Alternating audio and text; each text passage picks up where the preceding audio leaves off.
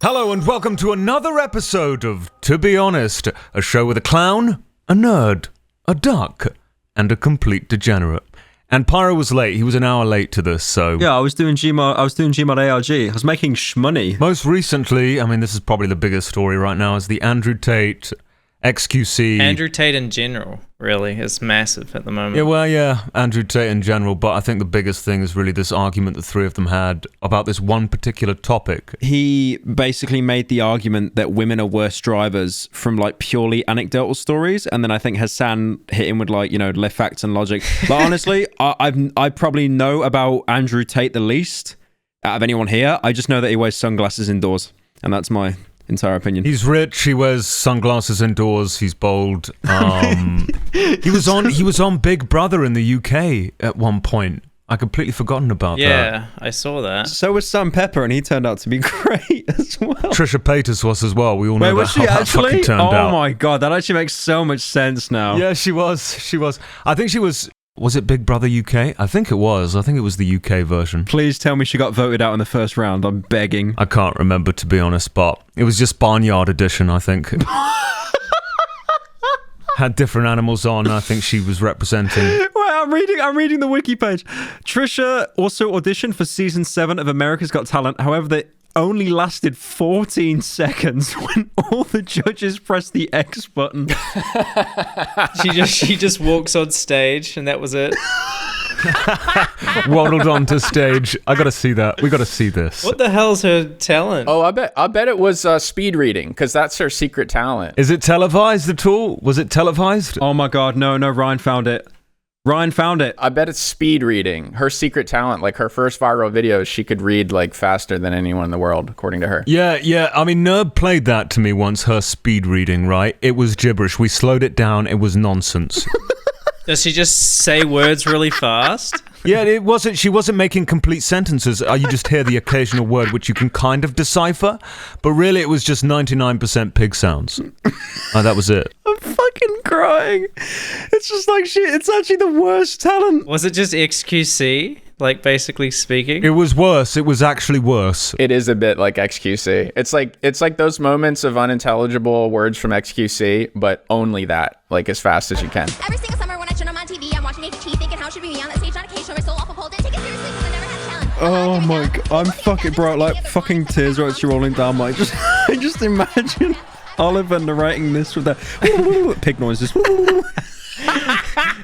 That would be a great second channel video.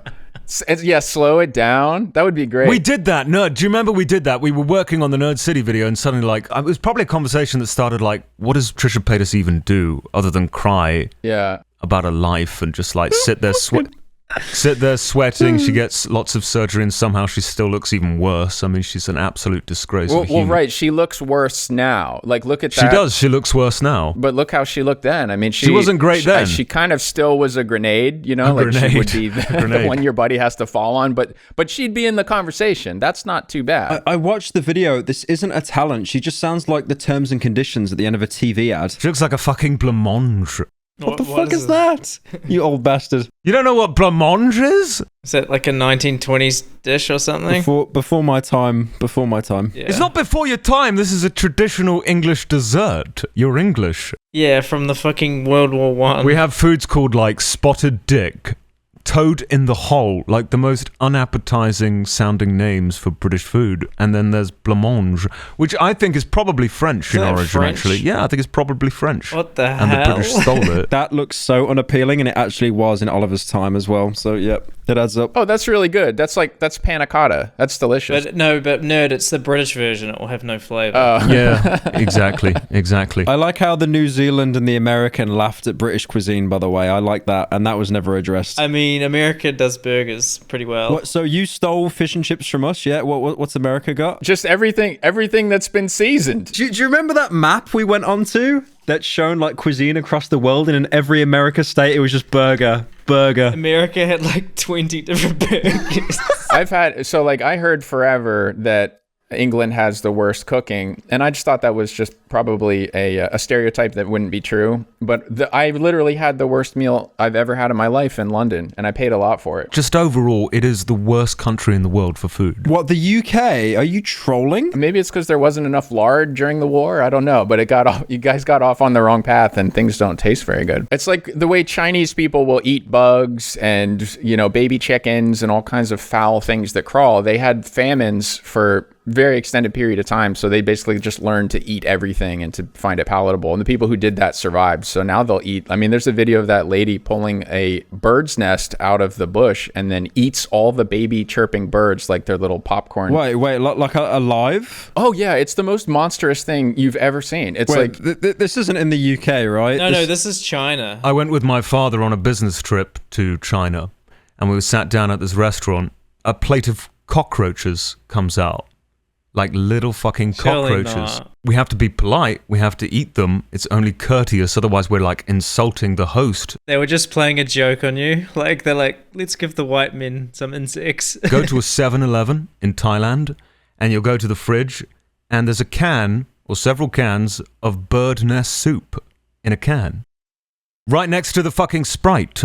So it's twigs with bird spit. Yeah. We got completely sidetracked with that. We started off about Trisha Paytas pig noises. Trisha Paytas eats a baby bird live on America's Got Talent. Let's title our video that. Well, it is appropriate because Trisha Paytas has done some of that mukbang shit, hasn't she? Yeah, but I don't know if she ate live baby birds. Oliver, you sound like you're really trying to just sneak out of a slander case right now, man. I don't know. I think you should drop it. What do you mean? What do you mean by that? No, because it's like, she ate a lot of food on camera. She probably eats babies as well. I think she was intentionally getting voted off. She was trying to be like fail troll. She knew that wouldn't go well together, and she's good at promoting through being a fool. Yeah, I think fail troll. My theory on her is she has a humiliation fetish. Why does everything have to come back down to fetishes, man? Yeah, it's usually Pyro that says fetish. Who wants to be she was actually on Who Wants to Be a Superhero? What the hell? This is who Starlight was based off from The Boys. It's actually quite similar names. Limelight. Oh, Limelight. No. I love how her face has just been completely... It doesn't even look human. It's like photoshopped into oblivion. It's just a different woman entirely, yeah. Do you know the expression, you could put lipstick on a pig, but it's still a pig? Someone's actually going to upload a compilation of the amount of times you've said pig, just directed at this woman. You've definitely said it about 30 times. I feel like YouTube put in that little example of not calling people an animal because of you. No. It was something about like someone making fun of someone else's teeth. Oh, look, here we go, Colossal. Look at this dog of a woman. She's not even a human being. She must be some sort of mutant or animal. That is something that I would write. That is like literally a Colossal quote. It is. I think I've said that word for word at some point. And it sounded like they were describing his intro song. They were like, how did they describe it? It's like fast-paced electronic music that creates a bad feeling or it's disturbing or something. 100%. In fact, when I read it, I was like, have they been watching my videos?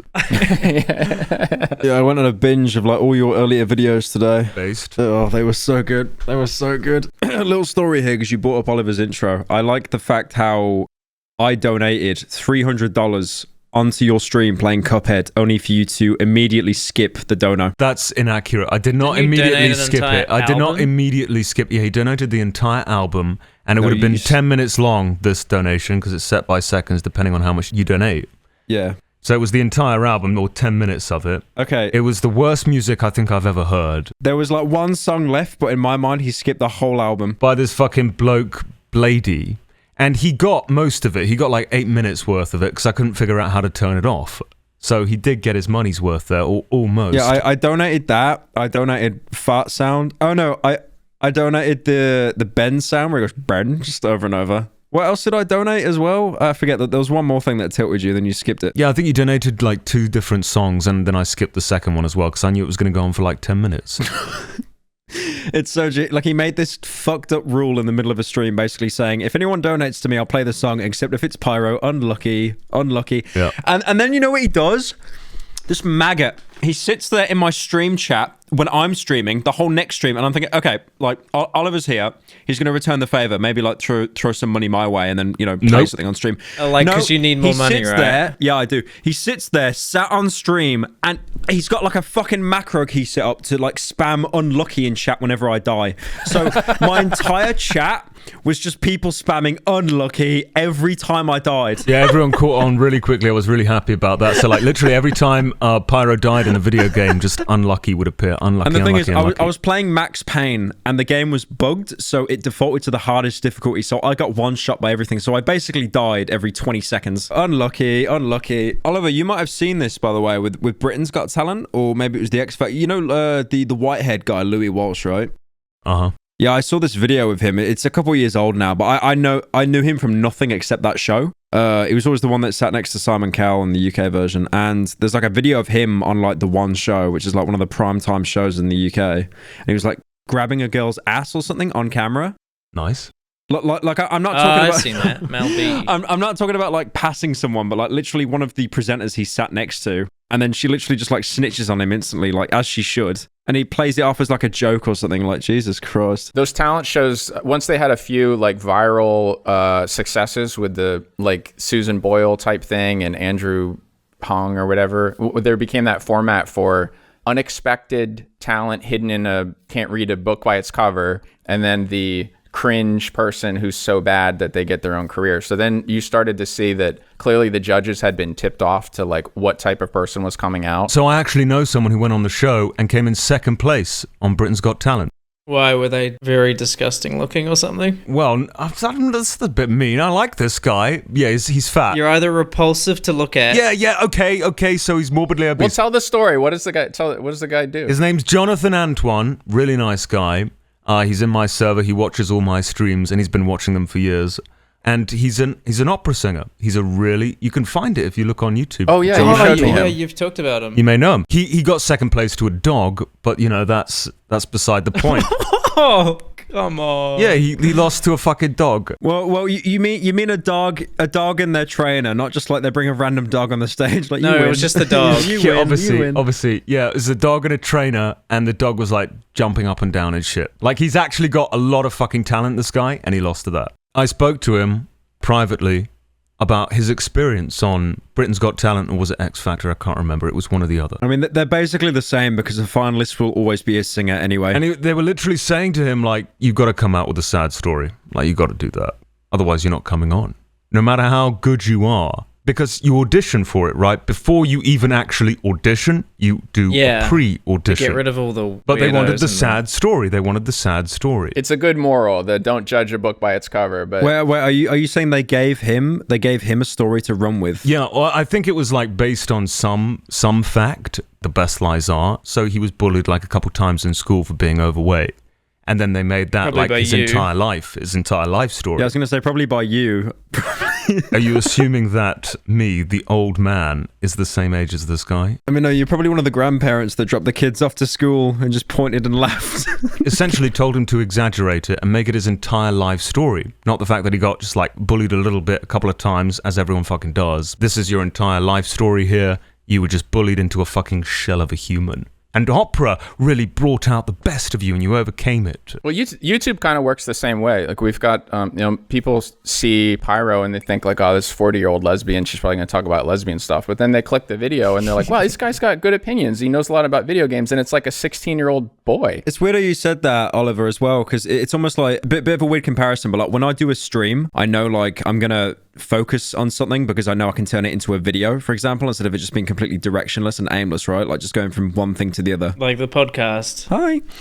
But yeah, because I only stream like 1 to 2 hours at a time, I'll try and focus it on something, knowing that I can turn it into a video. When those people get like applicants for Britain's Got Talent and X Factor, they must literally just see them as like cattle, and they have to have like a story. They need to have some kind of cohesive like narrative or something, or they just won't work at all. 100%. But I know for a fact, every time I've watched Britain's Got Talent or X Factor or whatever, like Reddit fucking talent show, anytime you hear that sad music come on, even before like a sentence fragment is uttered, it's like, yep, they've made it through. They're not fucking subtle about it, are they? Like, I'm not even joking, man. When I hear the sad music play, I just go take a piss and I come back and it's like, oh yeah, I don't even need to see that person. They made it through. It's just sad honky tonk piano shit. I don't think think it's honky tonk. I don't think you can make sad music with and then YouTube has emulated this. Like, I'm going to make a little apology video and I'll tell you a sad story now, or something inspirational. Sad honky tonk piano cancer.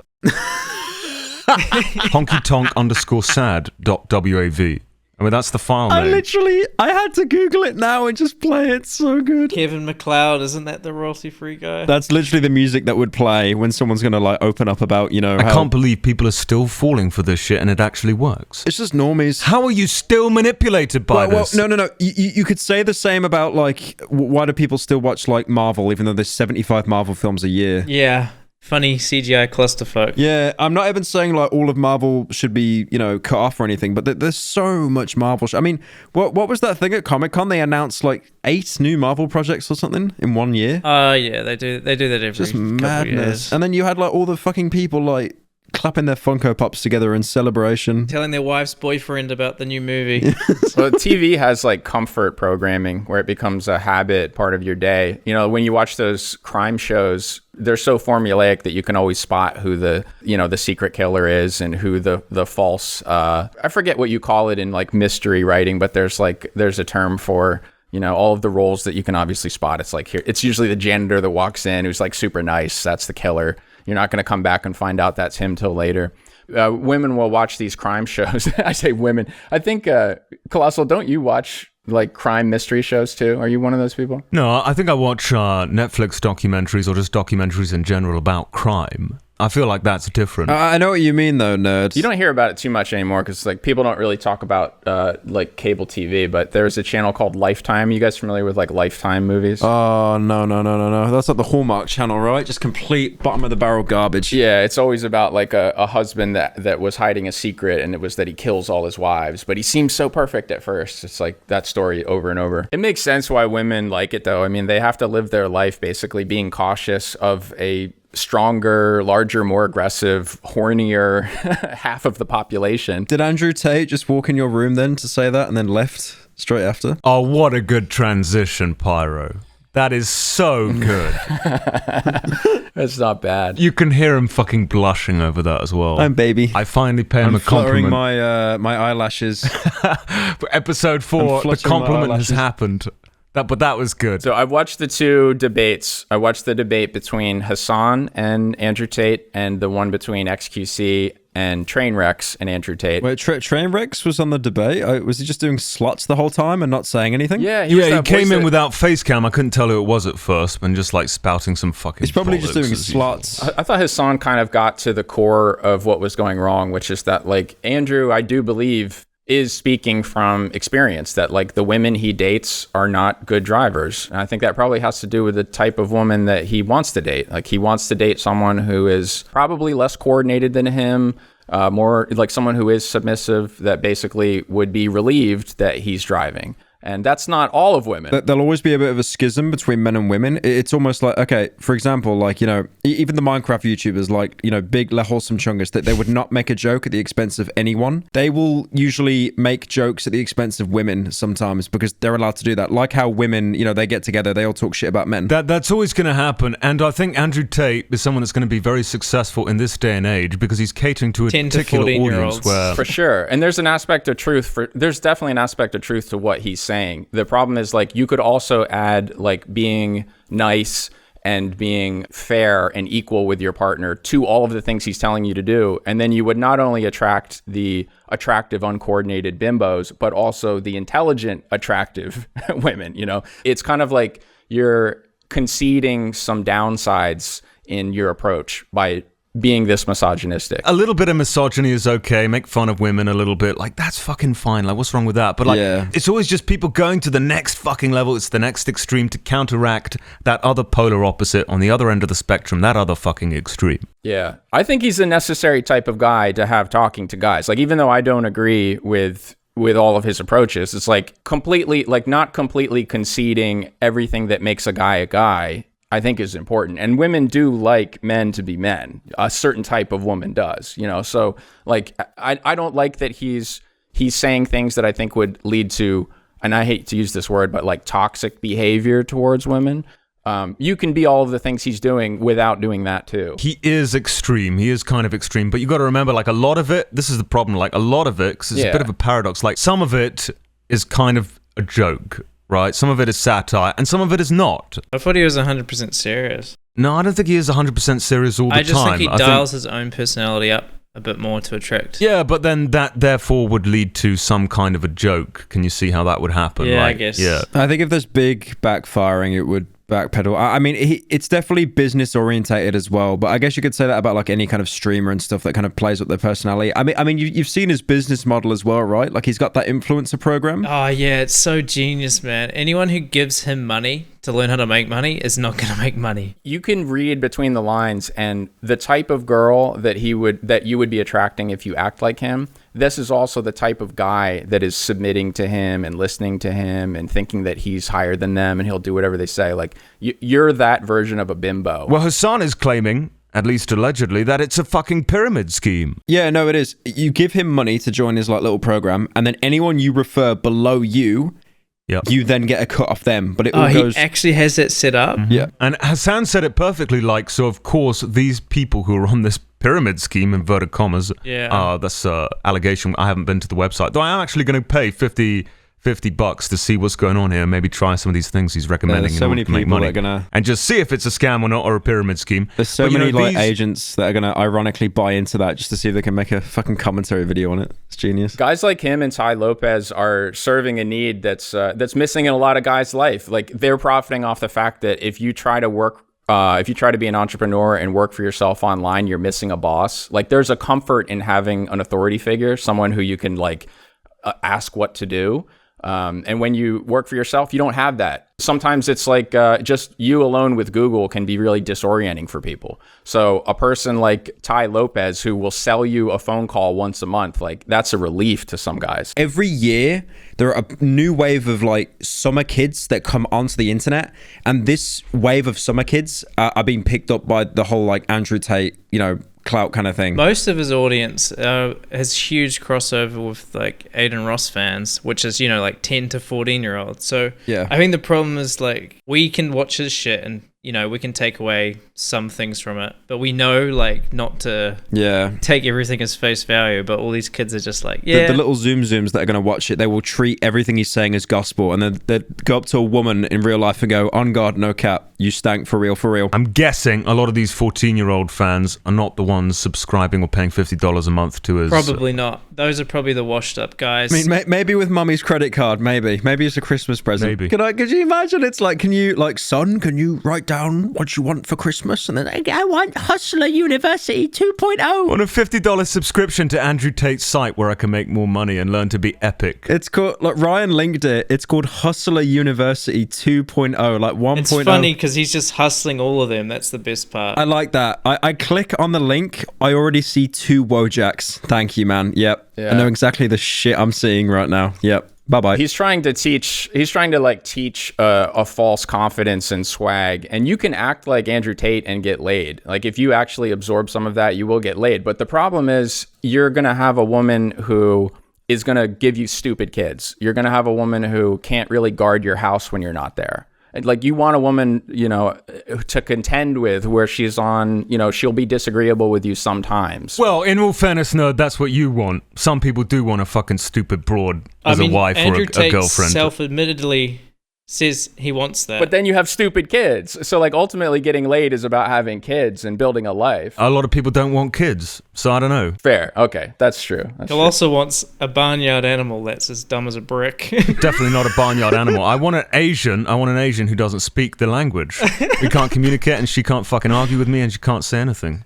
Preferably deaf is actually the perfect girlfriend. If she's fucking deaf, that would be good. I'd have to find the clip, but Andrew Tate literally like says on record, like, he's trying to attract the best women that are going to want to go for the guy with the best Bugatti. Like, he knows the women he's attracting are really shallow and vain, but like, he is as well. Hey, works for Keemstar. I mean, Keemstar has self-admitted that he's only with the girlfriend he's with because she's a gold digger. I mean, he's admitted it. So this isn't like Epic Expose or anything like that. Really? He said it. He fucking said it. She's only interested in me for my fucking money. That's what he said. Poor bastard. He said it on Twitter. If you're on a date with an attractive girl and what she has to talk about is things like, oh, I got scammed by this thing. I had a pop-up and it told me that I needed to download this program and my computer was taken over by the FBI. And so I gave them my credit card. It's like, you're getting a warning right now that girl is going to maybe lose all of your money. So you don't want a girl who is so incapable that she concedes and lets you walk all over them in every situation,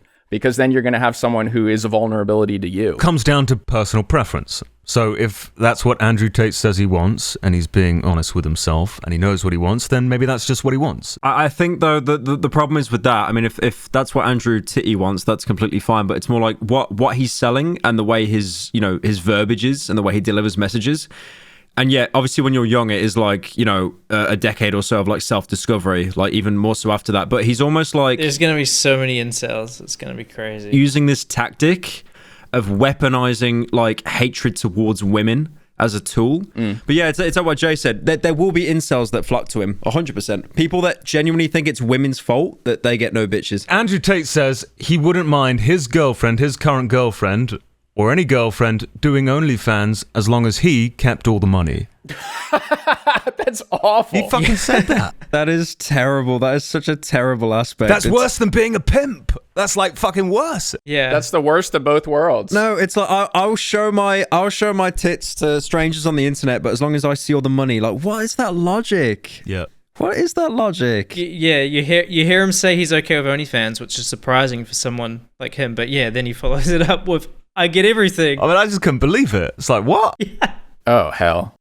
And he straight up says he owns them. He's actually talking about owning women and pimping them out. Yeah, just like literally, I wouldn't mind my girlfriend doing OnlyFans, but that bitch better pay me the money afterwards. Not split it with her, all of it. And then, what was his name? Aiden Ross, that little fucker said, okay, can we meet halfway and we'll do 50-50? I'll keep 50 and then you keep 50, Andrew. And it's like, no, don't even give them that idea. Oh, hell. Yeah, like, no, that's what I mean. It's like, what? why doesn't... I know he does say some things as a joke, but I don't think he was joking with that one. Maybe he was. I don't know. So this is worse than I thought. I thought he was just kind of saying light things like, all the girls I know are bad drivers. I actually know quite a lot about this subject for once. Like, somehow, because you drove? Well, yeah, because I used to drive for a living while I was a sales representative for a toy company, right? In Asia. So this is why I'm looking forward to hearing you talk about this. Because No. This was in the UK. Oh, okay. So I've actually done, I worked out the other day, just over 400,000 miles in my lifetime. Just over 10 years since I was working here. Because I was doing about roughly 800 miles median average per week to the moon and back driving. How many times around the globe is that? I'm not sure. But I've been to the moon and back. I don't know the circumference of the Earth off the top of my head. But yeah, several times, I would imagine. Okay, Earth is only 24,000 miles around. Wow. So call that 25,000 and, 400,000 divided by 25,000. That's a lot. That's a fucking lot. Yeah, with how long you be on the Earth, I'd be surprised if you don't hit fucking Pluto. No, well, I think my father... Your father hit Pluto? No, I don't think so. Bear in mind, this was a few years ago, quite a while ago. He said he's done over 2 million miles in his life. Wow. Jesus fucking Christ. He just drove over children. Were the drivers over there different than the UK? Yeah, I'll get to that in a sec. But side note, because what Jay said isn't entirely a joke. Like, okay, I didn't hit a child, but I knew someone that hit a child while he was out in Thailand. Close enough.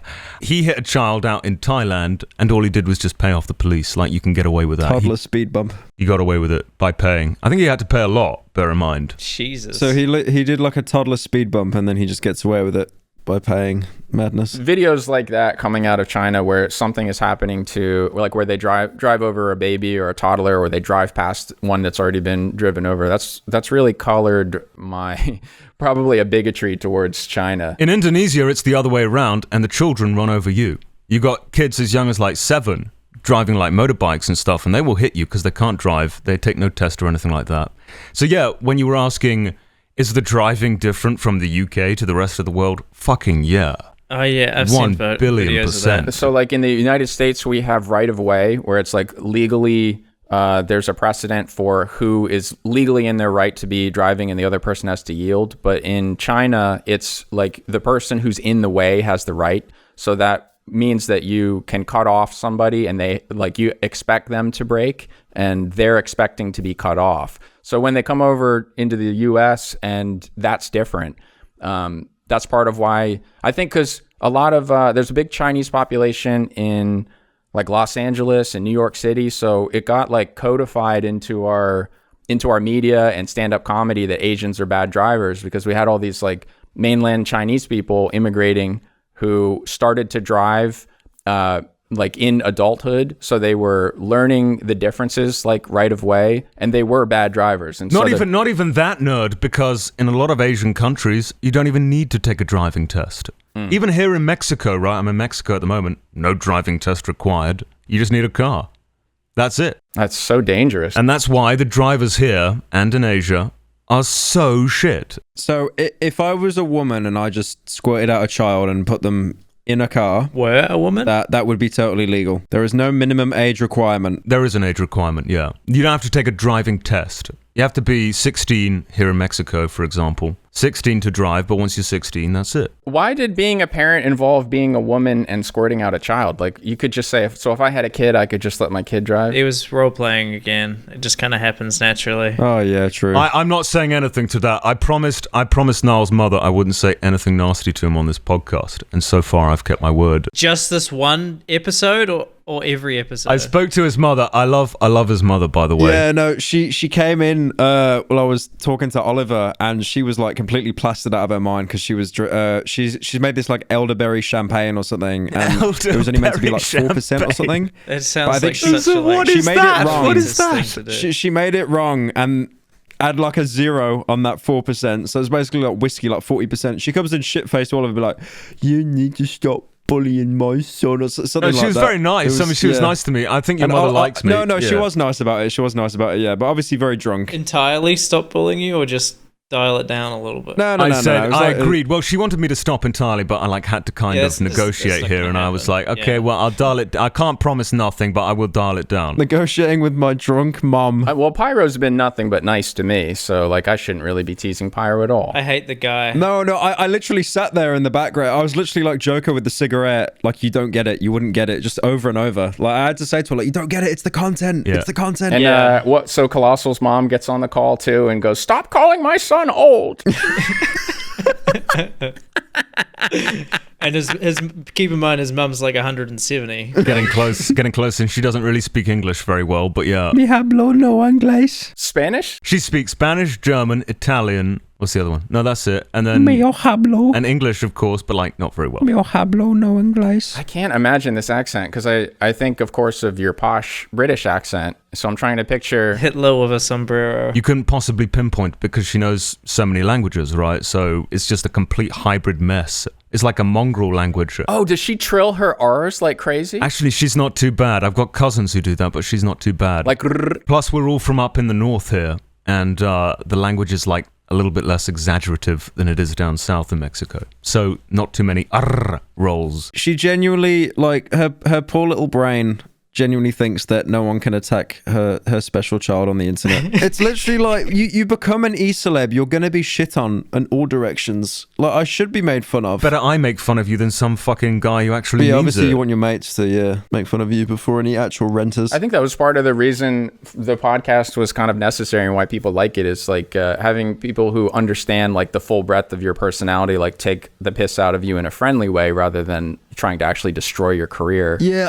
I've definitely seen a couple people on my server and donos and that genuinely think like all the, because I don't know, you saw Oliver, right? How like most of the donos I got was just pure rent, right? Like it was just constant non-stop. Your Twitch chat, your YouTube chat bullies you far more than I ever could. Yeah, but that's the dynamic with chat. It's either they treat you as like a god king, like safe space, or they kind of just like treat you as the bad guy and bully you. But like I'm fine with it. It genuinely they doesn't. do both though, don't they? Yeah, it's definitely a mix of both. When push comes to shove, like they would have your back too. It's like when with Ice Poseidon, he's got this community of people who are like literally torturing him and making his life harder. But then if someone who's an outsider comes and tries to take a shot at him, like they swarm them and protect him. I mean, yeah. One good example is how the chat can, like, your own community can go instantly from like God defending to just like being against you. I had this spam bot in my chat and they were called like naked_HD, and their profile picture was like Mr. Beast profile picture.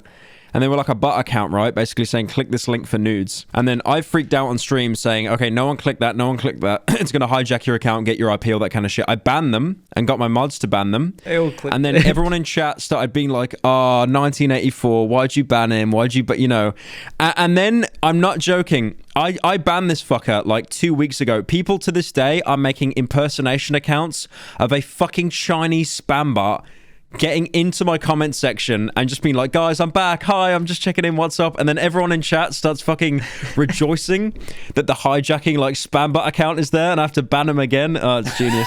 I think the best kind of fan base you have are people that can take jabs at you jokingly, but also like kind of also be in your corner when shit hits the fan. You don't want a fan base that just slurps you constantly. Like anything you say, you want to be able to have criticism come your way as well. I'm desperately trying to get it back on track with what I was saying this before. entire podcast has been a tangent. Yeah, entirely, but that's what it is. The point I was trying to make was that I actually have a lot of experience. What the fuck is that? It's just a car crash?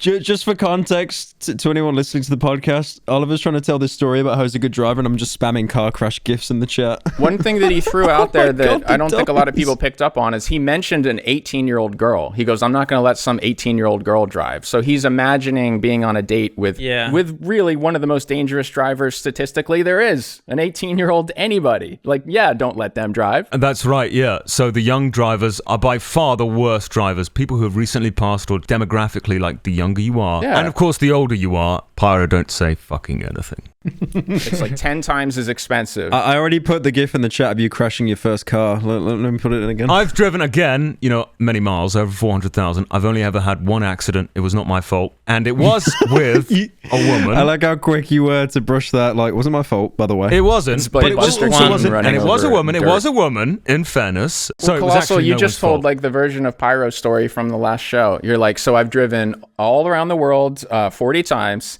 And I've only been in one accident, and it was a woman, and that's it. Yeah, is there any more? Like, Of course there's fucking more. I'm getting to it. I'm fucking getting to it if you cunts will stop interrupting. That is true. Fucking Christ. I think he was trying to say Andrew Tate was right all along. In my experience, I did not notice a considerable disparity between male and female drivers. However, I will say that I think men show more aptitude at driving than women. Spatial awareness, confidence, reaction time, things like that. Which is why they statistically fail their driving tests, at least in the UK, less than women do, right? So they're probably better at like racing and shit, because all those sports are still male dominated. Though there might be other reasons for that. I don't know. If you look at the statistics, and it was stop posting fucking driving crash gifs, for fuck's sake. I'm trying to listen to you and now just spamming. This is impossible. She's driving your car. Big conclusion, despite all these fucking interruptions. Based on my opinion, my experience, women are far safer drivers than men are. I consider safety the most important part of what makes up a good driver, so I think women are not just better at driving, they're much fucking better.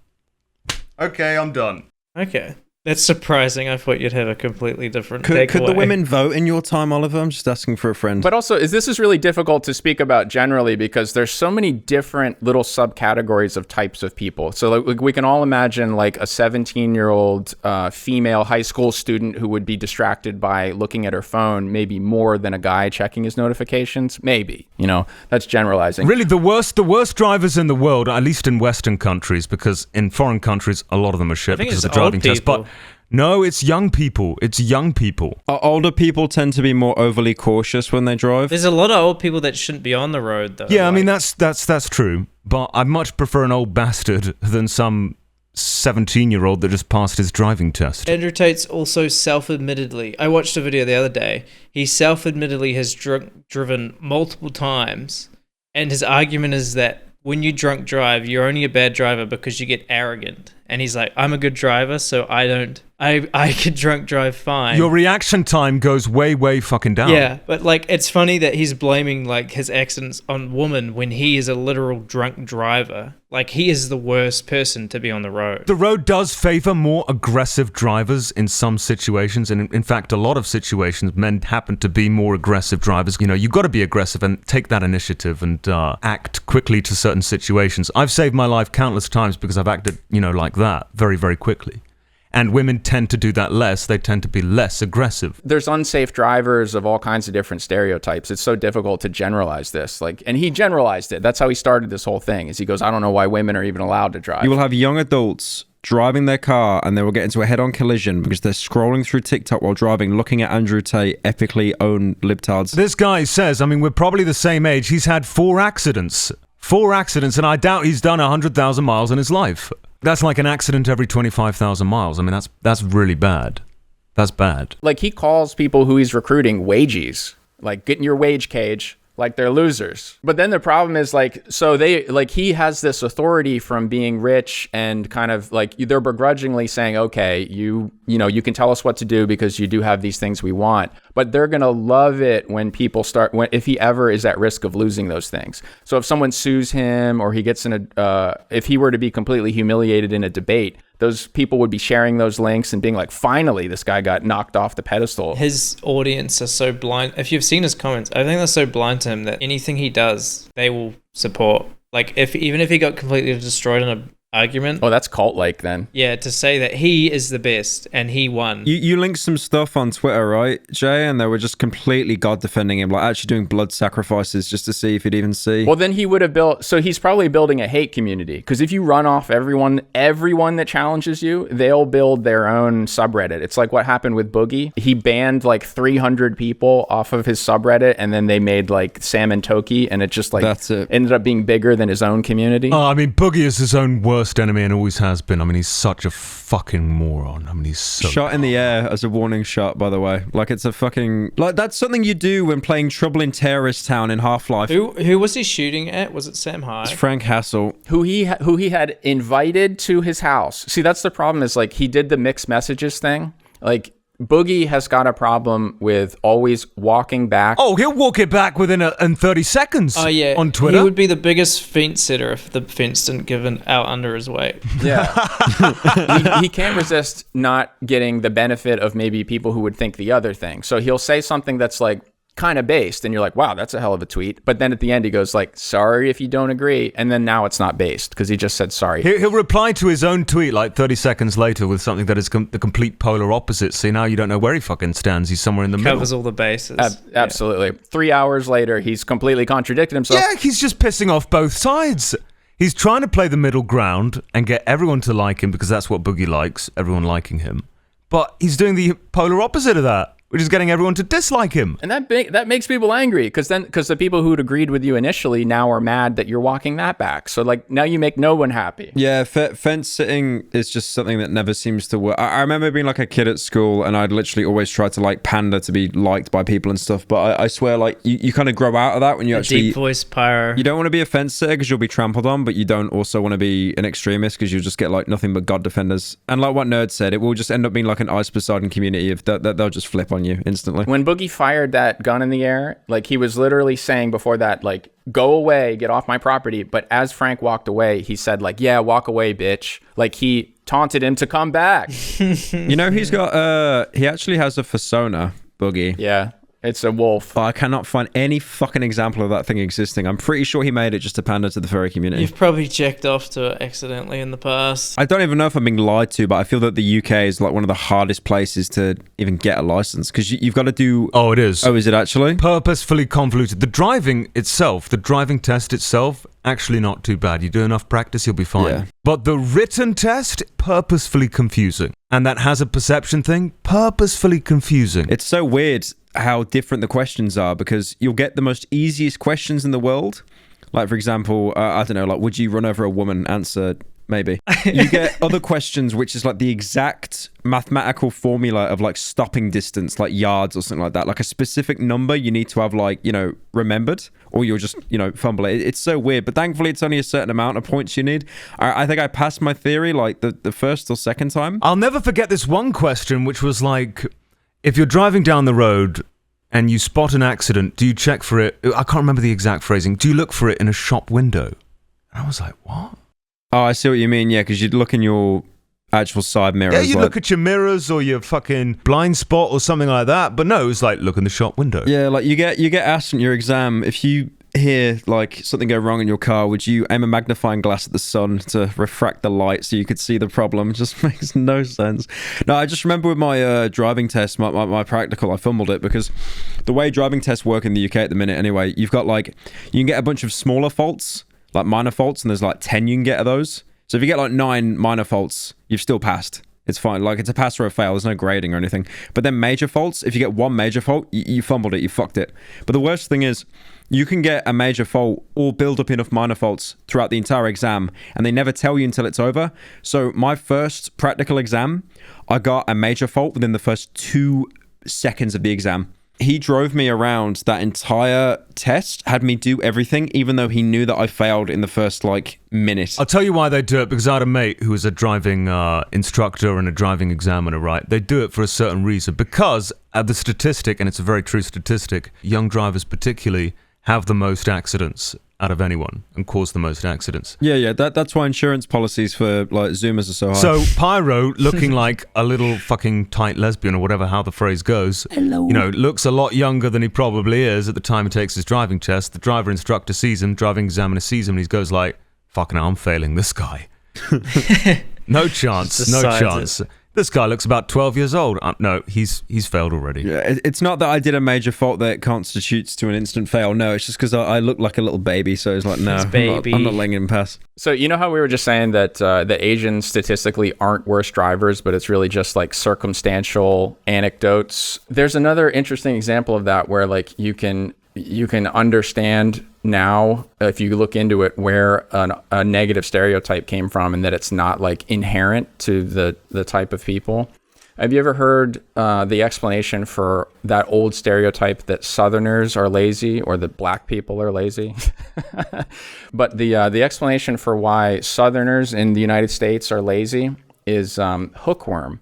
So they figured it out, I think, in the last 10 years or so. But prior to indoor toilets, indoor plumbing becoming normal in the US, everyone was walking back and forth to the outhouse. So that you were tracking through, to some degree, human shit. And that's where you were getting the hookworm, or from the soil. You were getting from the soil these hookworms. Nice. So the hookworm is a parasite that makes you lethargic. It makes you stupider. And that attitude, so I watched this incredibly racist cartoon because I was studying old animation for Dead Avatar stuff. No. And I watched this cartoon. There were all these. I couldn't believe what I was seeing. There were it's all about these black Southerners, and they're just they're so lazy they can barely lift a finger. But they're basically acting the way.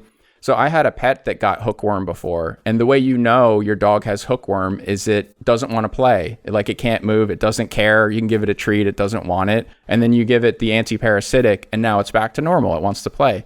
Men were acting like that. Men and women were acting like that in the South. They didn't want to work. They were dumb.